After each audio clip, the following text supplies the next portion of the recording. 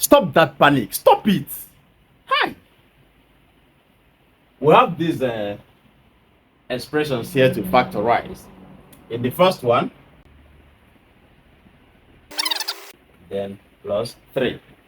Now this is a quadratic expression. Why? Because the highest power of the unknown is what? 2. That's f raised to power 2. So that's what makes it a quadratic expression. Then, how do we now factorize this? The first thing we need to do is to multiply the first term by the last term. So 2f squared times 3 will give us 6f squared. Having gotten this, we are now going to look for two numbers that when we multiply them, they will give us 6f squared. And when we add them, they will give us 5f. And what are those numbers? You can consider 2 and 3, 2f and 3f.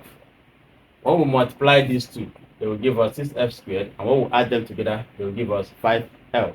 So let's go ahead and take them. Then we're not going to carry them and replace this middle term, which is 5x.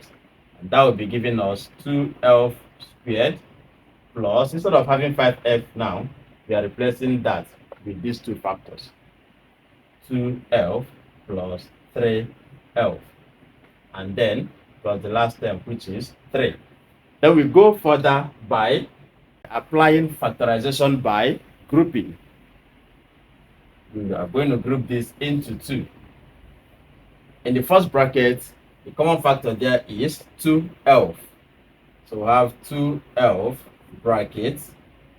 2f divides 2f squared, that will give us f, plus 2f into f, 1, plus the common factor here in the second bracket is 3.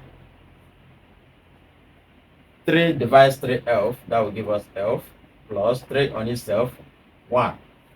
Then when you look at this, we find out that in these two brackets, we are having a common term, which is f plus 1, f plus 1. Therefore, we are going to pick one of them, f plus 1.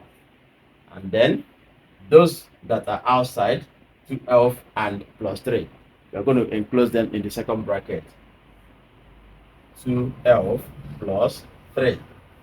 And that gives us the final answer.